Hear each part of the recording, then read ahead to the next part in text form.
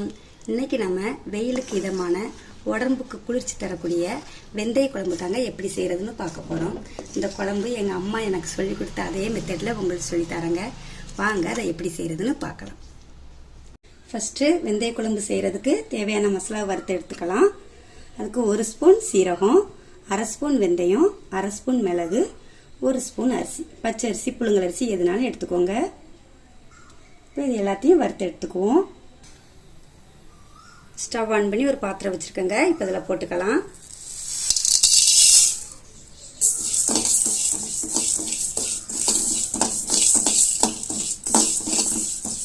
எல்லாமே லைட்டாக வெடிச்சு வர்றது வரைக்கும் வறுத்துக்குவோம். கூடவே ஒரு கொத்து கருவேப்பிலையும் போட்டுக்கலாம். வறுத்துக்குவோம். எல்லாமே நல்லா வறுபட்டுருச்சுங்க. இப்போ ஸ்டவ் ஆஃப் பண்ணிடலாம். இது ஆறிடுச்சுங்க. இப்போ இது ஒரு மிக்ஸி ஜாருக்கு மாற்றிக்குவோம்.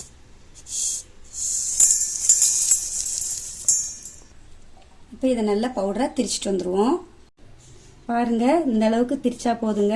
இப்படி நம்ம வீட்டிலேயே மசாலா திரிச்சு செய்யும்போது குழம்பு நல்ல வாசனையாக இருக்குங்க. ஸ்டவ் ஆன் பண்ணி ஒரு மண் பாத்திரம் வச்சுருக்கேங்க. இப்போ இதில் தேவையான எண்ணெய் சேர்த்துக்கலாம்.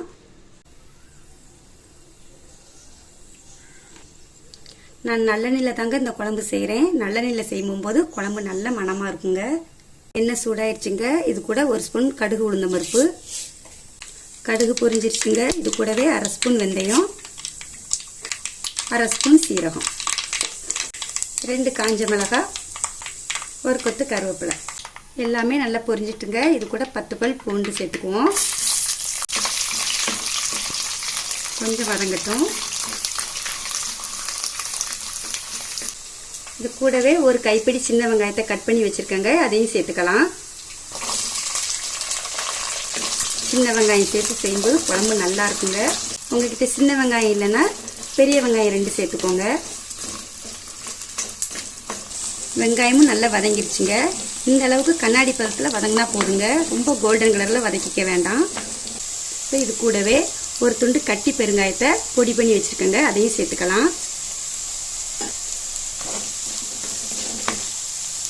கட்டி பெருங்காயம் போட்டு செய்யும்போது குழம்பு நல்ல மணமாக இருக்குங்க.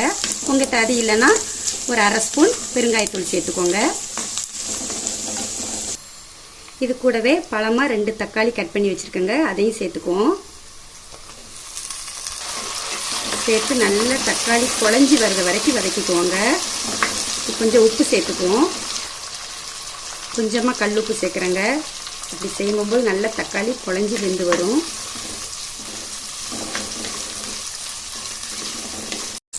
வெங்காயம் தக்காளி நல்லாவே வதங்கிடுச்சுங்க. இப்போ இதுக்கு தேவையான மசாலாவை சேர்த்துக்குவோம். 3 ஸ்பூன் குழம்பு மிளகாய் தூள் எடுத்துருக்கேங்க. இதில் வீட்டிலே அரைச்ச பொடிங்க. இதையும் சேர்த்து நல்லா வதக்கிக்குவோம். 1 நிமிஷம் வதக்கினா போதுங்க. இப்போ இது கூடவே நான் ஒரு சின்ன லெமன் சைஸ் புளியை தண்ணியில் கரைச்சி வச்சுருக்கேங்க. அதையும் இது கூட சேர்த்துக்கலாம்.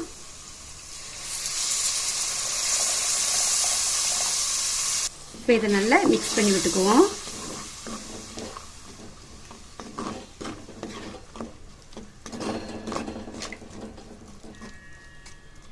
இப்போ இந்த மசாலா கூடவே ஒரு சில்லுக்கும் கொஞ்சம் கம்மியான அளவுக்கு தேங்காய் எடுத்து அரைச்சி வச்சுருக்கேங்க. அதையும் இது கூட சேர்த்துக்குவோம்.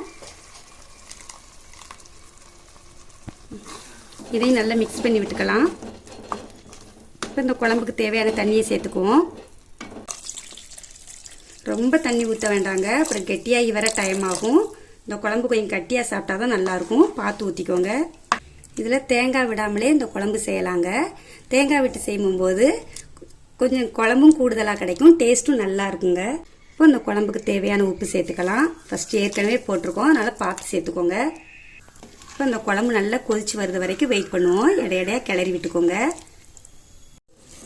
உங்ககிட்ட குழம்பு மிளகாய் பொடி இல்லைன்னா 1 ஸ்பூன் வத்தல் பொடியும் 3 ஸ்பூன் மல்லிப்பொடியும் சேர்த்துக்கோங்க. அதுவும் டேஸ்ட் நல்லா இருக்கும். பாருங்க, நல்லா கொதிச்சு வந்திருக்குது. இந்த குழம்பு இன்னும் நல்லா திக்காகி வர்றது வரைக்கும் கிளறி விட்டுக்குவோம். அவ்வளோதாங்க. பாருங்க, எண்ணெயெல்லாம் நல்லா பிரிஞ்சு குழம்பு நல்லாவே திக்காகி வந்திருக்குது. இப்போ இந்த டைமில் நம்ம ஃபஸ்ட்டு வறுத்து திரிச்ச பொடியை இது கூட சேர்த்துக்கலாம். நான் அந்த குழம்புக்கு தகுந்தவாறு தாங்க பொடி திரிச்சேன். நீங்கள் கூடுதலாக திரிச்சிங்கன்னா கொஞ்சம் எடுத்து வச்சுக்கோங்க. இதையும் ஒன் டைம் மிக்ஸ் பண்ணிக்குவோம். இந்த பொடியை போடவும் குழம்பு அவ்வளோ ஒரு மனம் வருதுங்க, வீடே மணக்குதுங்க. இப்போ லாஸ்ட்டில் இது கூட ஒரு சின்ன துண்டு வெல்லம் சேர்த்துக்கலாம். இது கட்டாயம் இல்லைங்க, வெல்லம் போட்டால் நல்ல ஒரு டேஸ்ட்டு கிடைக்குங்க குழம்பு. இது சேர்க்கறதுனால இனிப்பாக குழம்பு இருக்குன்னு நினைக்க வேண்டாங்க. இந்த குழம்புல உள்ள உப்பு, காரம், புளிப்பு எல்லாத்தையுமே நல்ல ஒரு பேலன்ஸ் பண்ணி ஒரு டேஸ்ட்டு கொடுக்கும். இந்த பொடி போட்ட பிறகு ரொம்ப நேரம் குழம்ப கொதிக்க வைக்க வேண்டாங்க, ஒரு 3 நிமிஷம் கொதிச்சா போதுங்க. இந்த அளவுக்கு திக்னஸ் இருந்தால் போதும். ரொம்ப கட்டியாகவும் இருக்க வேண்டாம், தண்ணியாகவும் இருக்க வேண்டாம், பார்த்துக்கோங்க. அதையும் லாஸ்ட்டில் ஒரு ஸ்பூன் நல்லெண்ணெய் சேர்த்து ஸ்டவ் ஆஃப் பண்ணிட வேண்டியதுதான். அவ்வளோதாங்க. லாஸ்ட்டில் ஒன் டைம் உப்பு, காரம், புளிப்பு எல்லாம் கரெக்டாக இருக்கான்னு செக் பண்ணிக்கோங்க. இந்த குழம்பு சாதத்தில் வச்சு சாப்பிட அவ்வளோ ஒரு டேஸ்ட்டாக இருக்குங்க, உடம்புக்குமே ரொம்ப நல்லதுங்க. வெந்தய குழம்புனால கசப்பாக இருக்கும் நீங்கள் நினைக்கவே வேண்டாங்க. நான் டேஸ்ட்டும் பார்த்துட்டேன், அவ்வளோ டேஸ்ட்டாக இருக்குதுங்க. நீங்களும் இந்த குழம்ப கட்டாயம் வீட்டில் செஞ்சு பார்த்துட்டு எப்படி இருக்குன்னு கமெண்டில் சொல்லுங்கள். இந்த வீடியோ பிடிச்சிருந்தா நம்ம சேனலுக்கு மறக்காமல் சப்ஸ்கிரைப் பண்ணுங்கள். நன்றி.